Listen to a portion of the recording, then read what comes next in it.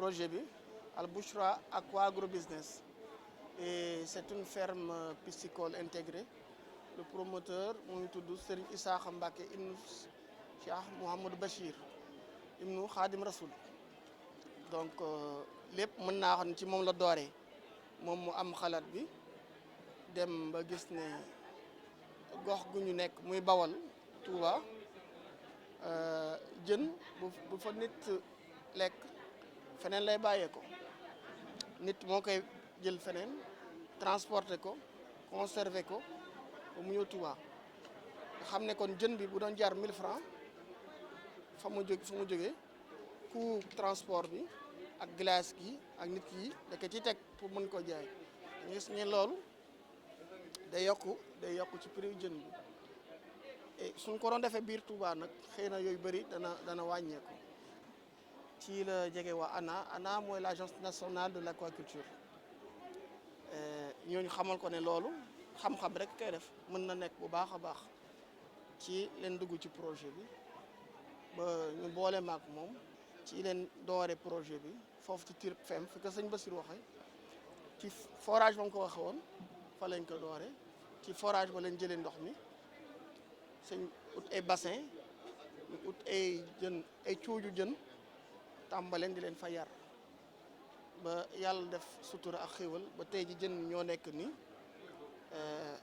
jën ñi dund yaa ngi nii jën ñu tooy yi sëñ Bassirou waxoon wax dëgg fa yàlla barkel na wax jooju ba jën ñu tooy yaa ngi nii jën yi ngeen di gis jógewuñ Dakar dem Touba waaye Touba lañ jógee ñëw tey ji Dakar di lu am solo dal waaw jën yi jënu yas la ñu ko naan poisson chat tour scientifique bi mooy Clarias gariepinus mooy tour scientifique bi moom leen fa am nen beneen jën boo xamante ni tamit mooy waas bi ñaari jën yooyu leen fa am waas bi moom mooy tilapia mooy Oreocormis niloticus waaw mooy waas bi yas bi la daa nuro lool ak koŋ waaw du koŋ yas la tudd lii géej gi yas la ñoom ñaar ñëpp ay jënu dex leen bu dee waas bi nag moom noonu leen koy jaayee ku ñëw dañ lay nappal ci bassin yi jaayee la ko noonu frais bu dee yas bi nag am na ñu koy lekkee noonu waaye géej bi te ñu bari doon ko bëgg ngay dégg suñu mbokk ñi sant ay dramel yooyu dañ faral doon ak géej moom buñ koy wax yas a tax waaw loolu li ko waral mooy boo ko transformé méthode bi ba dañ koy fermenté ak ay saumure xorom et boo paree dañ koy séché loolu yëpp dañ koy calculer nag dañoo def formation bi ci wàllum transformation et boo ko séché ba noppi am na pourcentage boo koy séché da ngay am géej bi moo nekk nii ngeen di gis mooy géeju yas bi moo nekk nii yas bi ngeen di gis Touba la màggee foofu lañ ko transformé nii ba indi ko tey ji Dakar. bu dee élevage bi waas bi ak yas bi am nañ tuuti différence bu dee yas bi moom du jur boo ko defee ci bassin bi la plupart du temps du jur et maintenant ñun ñooy def reproduction bi ngir mu mën a bari tey bu ñu demee ba bëgg soxla ay cuuju jën muy alevin yi ñooy def reproduction artificielle am na nu ñu koy defee femelle bi dañuy jël nen yi mâle bi tamit dañuy jël gonade yi jaxase ko ba am ay larve yooyu la ñuy xontu waaw ba ñu màgg et loolu reproduction boobu ñoo ngi koy def ci écloserie yi wante bu dee waas bi moom day jur boo ko defee ci bassin sax dañ tàmbali jur d'ailleurs sax jur bi dafay bari ba ndax benn jën rek mën na jur ay junni nen junni larve daal donc imagine boo fa defee jën yu bari parce que ñun benn bassin rek am nañ fa 10 000 poissons benn bassin rek et imaginez 10 000 poissons bu fekkee ne 50% yi ay femelles leen ay jigéen leen bu jundee ku ci ne bu juree junni duñ fa xaj moo tax waas bi problème mu reproduction boobu jur boobu sax def ñu causer problème ñaare li ñuy gënal mooy dugal ay maal ay góor ndax maal yi ñooy gën a rëy donc boo demee ba di ko jaay moo gën a neex a jaay wante tamit du fa nekk di jur noonu donc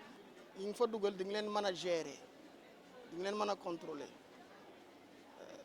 alors que bu fekkee fa jur yu jigéen ñi da ngay gis yu ndaw yooyu di gën di bëri saa su ne chaque 15 jours nga am yeneen dañuy xatal bassin bi aliment bi nga leen di jox tamit dootul doyati donc problème la lay indi bon ñun ñuy def nag dañ leen di trier dañuy def ay pêche de contrôle saa su ne chaque 15 jours des fois ou chaque mois dañuy def pêche de contrôle yu ndaw yi nga retirer leen yóbbu leen ci yeneen bassin yu mag yi nga bàyyi leen fa donc triage boobu dañ koy topp ba keroog ñu àgg da ngay gis ne boo demee ba 6 mois yi mooy cycle complet bi dañuy am yu mag yi ñu mat ñun bu ñu génnee nga boo leen jaayee da nga trier woon yi ci toppoon après génn noonu leen di génne mooy tax saa su ne da ngay mën a am jën bu disponible. sama teewaay moom weesu lu dul seet si sama grand yi ci élevage parce que ñoom ñoo ma ci dugal sànq bi ñuy waxtaan sama xar yi ma njëkk a am moom moo ma ko jox moom ak beneen xaritam donc bu ñëwee fekk si leen fii bon fierté la gis ay jeunes sénégalais entrepreneurs parce que lii ñu bari dañ ci dégg xaalis rek mais du xaalis passion la bëgg-bëgg la bu fekkoon ni que dañ ciy ut xaalis wóor na ma ni kon dem nañ defi leneen mais pas-pas ak cofeel lu ñu am ci mala yàlla nattu la parce que yàlla moo ñu nattoo loolu am na ñeneen ñu melul noonu donc loolu lañ ñëw seet si ak njaga nag tamit day nëbb yenn xar yi ci yu mel nii rek la koy génne léegi boo ñëwee fii nii après tu le mets devant le fait accompli nga ne ko njaga xar bi laa bëgg parce que wax dëgg yàlla ku bëgg a renouveler sa xar boo ñëwee yàlla may na ko ci nit da ngay nangu li yàlla may sa moroomu nit yàlla may na ko ci yàlla na yokk waaw mu am ci teraanga moom ak ñi mu àndal donc vraiment c'est tout un plaisir d'être là avec des amis ñoo xam ne yéen a bokk passion ñëw xool et boo ñëwee di nga gis ni que produit yi ñu am produit yu baax la yaakaar naa ni effort yi njiitu réew mi di def buñ ko jëmalee ci ñi xëy na autosuffisance en mouton bi ñuy wax mën na am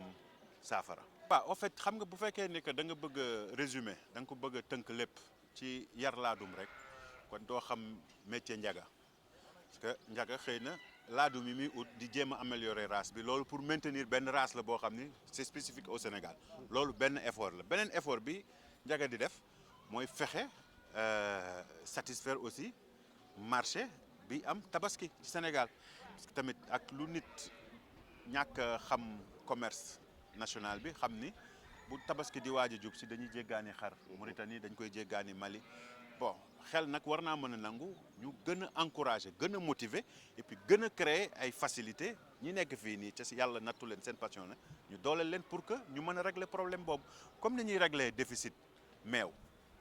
ni ñuy régler déficitu céréales ceeb di régler ay déficitu pomme de terre mais noonu la ñu war a régler déficit en mouton fii nii et je pense que ñii ñooy acteurs yi bon xëy na am nay organisation am na ñuy wax di wax mais boo demee ba ci suuf ñoom njaga ñii ñooy yar xar donc kuy wax na wax ak ñoom ku bëgg a defar tamit ñoom ngay waxal parce que man mii tey bu ma génnee sama xaalis ba di ñëw ci njaga pour mu jaay ma ñaari laadum mais wax dëgg yàlla du ma dem ci organisation bi du ma dem ci njaga mii laay ñëw parce que xam naa ni ci laa ko fekk donc moom xam na donc jàpp naa ni boo ñu góorgóorloo yàlla mën na ci def jàmm. waaw bon xar yi yàgg nañ ci mais je pense que laadum yi c'est pas cher comme ni ñu koy waxee laadum yi ñëpp mën nañ ci am accès mais il faut que ñu ñëw waxtaan ak ñun ku ci nekk bi nga yellool ñu jox la ko mais c'est pas cher coow li bëri na nag ñu ngi wax ay moutons 50 millions 100 millions mais loolu amul li am pour dire vrai bu ñu ñëwee ci ñun c'est-à-dire que ñun li ñu leen mën a wax loolu moom ngeen di mën a gëm mais un mouton na jar pas ay 100 millions et cetera et cetera mouton yi c'est accessible c'est pour les Sénégalais bu ñu ñëwee dinañ ko partager ak bépp sénégalais bu nekk fii aussi. ñun amuñu benn problème parce que am nañ association bu mel ni RENADES bu ñu toogee bu ñu waxtaanee rek les solutions avec suñu président Omar Sow bu ñu waxtaanee rek nañ ci am ay facilités yu waaw man problème vente laa am parce que ñu mel ni yow ñu ngi bëgg a cheral suñu xar yi et puis c'est pas cher su ngeen ñëwee di ngeen xam ne cherul c'est accessible. Il faut venir. Mais bu ñu yokkee ñu jël. C'est-à-dire moi je pense que fonds de garantie ay fonds 6 fonds JIP mën nañ ñëw gën a jàppale éleveurs yi pour que opération tabaski yi ñu engagé ay ressources yu gën a important parce que Ndiaga mi wala Abbas bu dee ba dee bëgguma wax montant parce que xëy na waxi xaalis dafa laaj orma mais bu dee def 1 million ci opération tabaski bu ko banque bi mënee accompagner yeneen 10 millions mais quand même dañuy nangu ni que dina gën a baax donc du loo xam ni bari na ay risques mais fi mu nekk nii ak jamono ji relance bi président wax defe naa état bi war na mën a jël yenn risques yi mais ñu may leen chance ñu développé wu. Jàmbaar la ay sa ngeen di jàmbaar la.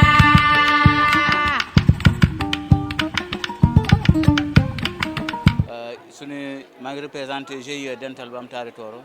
boo xam ne mi ngi créé unité de transformation de lait depuis 2001 unité bi mi ngi nekk dëkk bu ñuy wax Tareji en face RN2 bi si meew la ñuy liggéey depuis boobu meew bi nag si baykat si samakat yi lañ koy jël ñu transformé ko si ay différents produits parce que meew mi mën nañ ko jël ñu def ko lait caillé mooy soow bu weex mais lait caillé bi dañ koy pasteuriser ba pare mën nañ ko def aussi dolli si suukar an boo xam ne duñ si def suukar pour prévoir yenn population boo xam ne bëggul lu am suukar après dañ si def le lait frais mooy meew mi nga pasteuriser ko rek nga denc ko noonu pour xam ko bëgg xam ne bëgg na meew si la ñu liggéey léegi nag am nañu ay jumtukaay yoo xam ne dañ si génnee mooy lii diw ñor bi boobu bu njëkk diw ñor dañu doon woyal soow bi ba pare génne ko mais actuellement avec la nouvelle technologie si meew frais bi moom ngay jël dugal ko sa machine après mu génne la crème fraîche bi moom ngay mën a def diw ñor wala yeneen pat ba léegi si meew moomu dañ koy jël def si fromage yi si meew bi dañ koy def ba léegi mën nañ ko jël def si yoo xam ne par exemple beñe la mais beñe bi kii la meew lañ ko defaree waaw meew lañ ko defaree mën nañ ko jël ba léegi meew mi ñu defar si bi beurre la ba léegi dañ koy jël def si caakri bi caakri la am ne si meew mi lañ ko defaree actuellement si loolu la ñuy liggéey. xam nga gaay bi am na lu mu laaj bon pour accéder au grand marché il faut nga am yenn certification yi actuellement unité yooyu amuñu doole dafa am certification yooyu mais ñoo ngi si liggéey quand même mais si localité bi ñu nekk comme xam nañu meew mi xam nañu soow bi dañ koy jënd si luuma yi aussi dañ koy dem di ko jaay am na yoo xam ne sax comme ñun Podor am na ay militaires yu fa nekk am na ay voyageurs yu ñuy romb ñooñu ñëpp dañuy jënd boutique yoo xam ne aussi am na ay boutique yoo xam ne dañuy jël meew mi di ko jaayaat léegi ñoom ñu am si seen bénéfice waaw ñun suñu bopp biñ koy commencé suñu xaalis bopp lañ ko defar mais xam nga bi ñu defee suñu xaalis bopp mënuñu woon yóbbu fenn léegi nag à partir de loolu partenaires yi jël fi ñu nekk nii sax bon partenaire boo xam ne mi ngi jógee si ministère de l'élevage moo ñu fi indi mooy PRAPS bi ñu ñëwee gis ñu defar benn affaire bu ndaw mu ne lii mu def avec enquête yi ñu def investigation yi ñu def ñu xam ne lii war nañ ko def bu mag léegi PRAPS indi ay kiyam doolem def si tabaxal nañu benn unité bu mag mu équipé pour def si ay équipement yoo xam ne équipement yu jéggi daal yoo xam ne équipement dernier cri la ba encore moo ñu indi fii si foire bi pour ñu mun a waneewu pour ñu mën a ubbeeku si beneen monde bi. actuellement nii entreprise bi si biir entreprise bi rek ñoo ngi employé ba 10 personnes parce que am temps yoo xam ne dañuy jël bu néew mi wàññeeku dañuy wàññi personnel mais nawet mën nañ jël ba 10 ba 15 personnes mais loolu kon nag an ay jeunes aussi ñoo ngi si liggéey si ñun parce que dañuy def ay culture fourragère ñuy jël ay xale si liggéey. di sant ministre waa Jambala bi nga xam ne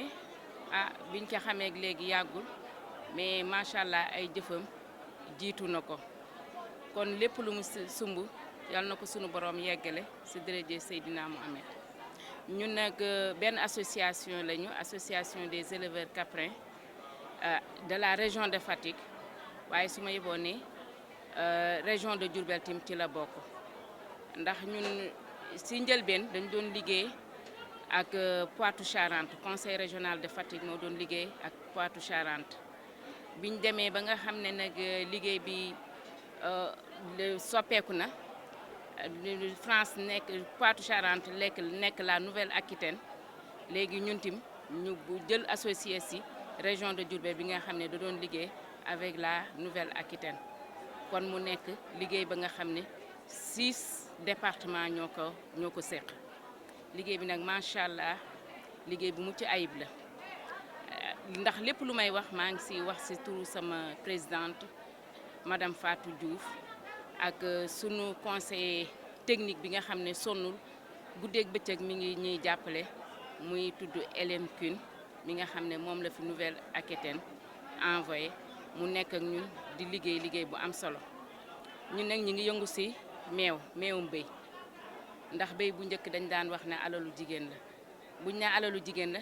ça veut dire que jigéen dafa nekk couche bu vulnérable couche bu néew doole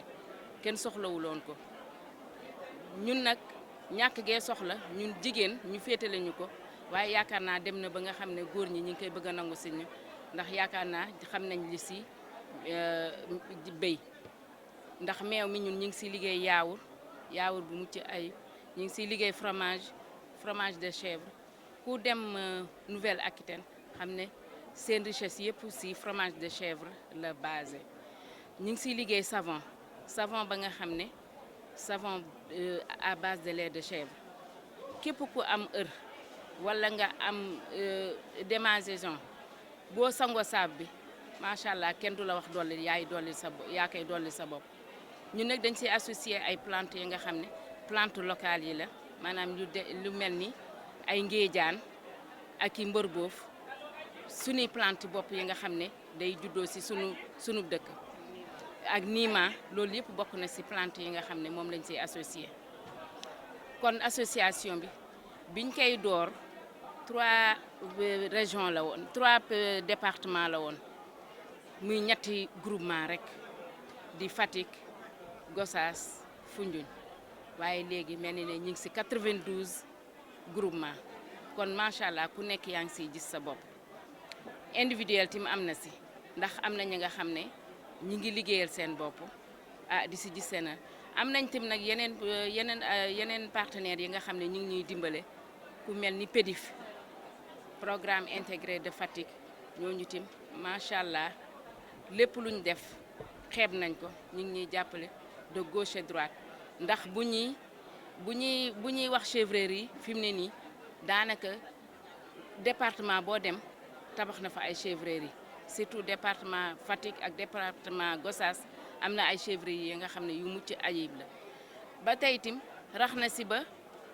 xëcc na beneen partenariat moom PEDIF muy ISRA ba nga xam ne installé nañu ay toolu fourrage yooyu am na ñebbe fourrage macha allah ñun ñi jigéen ñi toog fii tey ku dem sa kër yaa ngi am stocku fourrage ba nga xam ne yaakaar naa ku am jur te amoo xont doo am meew kon fourrage boobu moo tax lu ñu am si meew rek yàlla ak fourrage boobu am nañ ay plante fourragère am na moringa mélifera bi mooy entouré am na glycidia lépp lu ma waxul rek dama ko fàtte mais plante boo tudd rek am na foofu kon ñun ñëpp fii daanaka du ma ne association bi daj na waaye ciblé nañ si la nga xam ne une bonne partie ba nga xam ne ñu ngi ñu siy dimbale ñëpp am nañ seeni tool. ak si yarum jën am na ñaari type de poisson ñaari xeetu jën yu ñuy yar am na jën yoo xam ne ay jënu ndox bu neex la ñu koy woowee les poissons d'eau douce ak yeneen xeetu jën yoo xam ne xeetu jën bu saf xorom la ñu koy woowee les poissons d'eau saumâtre wala marine waaw léegi la plupart du temps nag li si ëpp si zone bi ñi ngi yar jën yoo xam ne c'est des espèces d'eau douce maanaam jën yi ñuy yar si ndox bu neex moom lañ exposé fii quoi au niveau de la foire. am nga kii bi nombre de kiiwu jën yi nombre jën yi day dépendre si type infrastructure maanaam fi ñu leen di def ak ni mu toll moo tax léegi densité de stockage bi day varier si benn infrastructure ak beneen quoi du ñëpp bokkuñu lu nombre jën yi bu muy jël. waaw jën yi xam nga comme fi mu ne nii géej bi mënuma wax ne jën yaa ngi wàññeeku waaye maanaam soxla bi nit ñi soxla jën yi mi ngi yokku te jën yi yokkuwuñu kon il faut que ñu xool beneen pexe bu ñu war a mën a def pour mën a ñëpp mën a am jën ak surtout zone yi nga xam ne amuñu ndox boo xam ne mën nañ fa yar jën mais te am nañ droit comme ay sénégalais lañ comme ñëpp war nañu mën a am jën bu bees boo xam ne bu ñu mën a consommer comme ñeneen ñi looloo waral ñu def aquaculture pour nga xam ne ñëpp dinañ mën a yem si am jën digu jën bi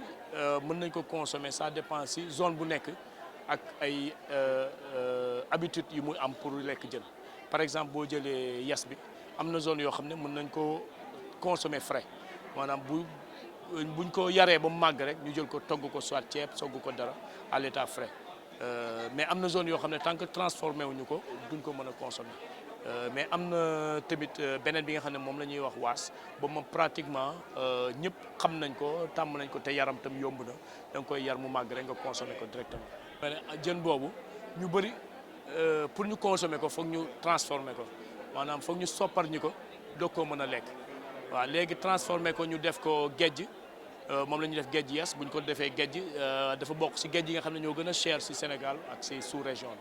mais mun nañ ko def aussi salé séché maanaam xorom ko rek après weer ko mu wow loolu tam beneen xeetu géej la boo xam ne même chose la ak si kii bi mën nañ ko def si même produit bi mais mun nañ ko def aussi fumer def ko comme ni ñuy def kong bi ñu fumer ko consommer ko noonu. am na yeneen activités lépp loo xam ne dañ koy def si biir ndox rek maanaam muy yar jën yar ay algues ak fruits de mer yi loolu yëpp si aquaculture parce que aquaculture lépp la ëmb yar jën pisciculture dafa bokk si biir aquaculture. aquaculture mooy lépp li nga xam ne ensemble bi nga xam ne activités yi ñuy def si biir ndox bi di fa yar ba muy màgg loolu mooy aquaculture. ñu transformer tout le temps parce que marché bi mi ngi koy laaj meew bi mais mënu leen satisfaire keneen ki dañ ko tabaxaloon bâtiment ci beneen programme bu yàgg te démarré wu ko ñu ni ko kaay nga démarré ndax nga bokk ci yëf yi am na ñeneen ñu bees ñoo xam ni tabaxalaguñ leen mais fi mu toll nii ñooñu dinañ leen tabaxal ba mu mat 38 centres de collecte ak 8 unités de transformation loolu suñ ko defee ba pare nag sur toute la chaîne maanaam ñiy produire rek ñiy jaay ak yooyu yëpp dañu am ay problèmes maintenant dañuy installer des prestataires privés yoo nga xam ne nii ñoo leen di fournir tous ces services là disponibilité aliment bétail santé animale ak lépp luy ànd ak chaîne de valeur bi ñooñu ñoo leen koy jox. xital bi mooy dara dellu ci poosu éleveur bi parce que éleveur bi sonn na ci juróom trop en général nag dañuy jël rek li mu am dem di ko transformer moom du fekkee njëriñ li du dellu si ci moom bu dee chaîne de valeur nag loolu amu ci lépp lu mu jur rek dafa am ay plateforme de gouvernance yoo nga xam ni dañ naan fexe leen bu kenn ëppale kenn. donc moom dina ci gis boppam ba meew féete ko fi ko jur daan féete parce que jaay jur en général boo ko defee da nga war a investir mais ñoom dañuy jaay jur di dund au jour le jour jënd ceeb nga jaay jur nangam nga jaay jur su yàggee jur bi jeex donc meew bi dina leen féete foo nga xam ni après suñuy jaay jur dañuy investir pour équiper le ménage ñoom ñu gën a suqaliku. man maa ngi tudd Abi Giro nekk présidente directoire femme en élevage bu département Koupentoum. man Koupentoum laa jóge PEDEPS projet bi ñu naan PEDEPS moo ñu fi indi pour ñu ñëw indi suñuy produit ñu man koo jaay ñu ngi yëngu si soow ak diw ñor yëpp ñu ngi koy jaay waaw. nekk présidente directoire des femmes en élevage commune de Thiargny Thiargny nag boo ko déggee mu ngi bokk ci Linguère ci département de Linguère la bokk dañuy yëngatu ci soow dañu yor ay centre laitier yi nga xam ne soow la ñuy defar ñun soow la ñuy defar dañuy defar soow dañuy defar soow pire moom boo ko déggee ci département de Linguère la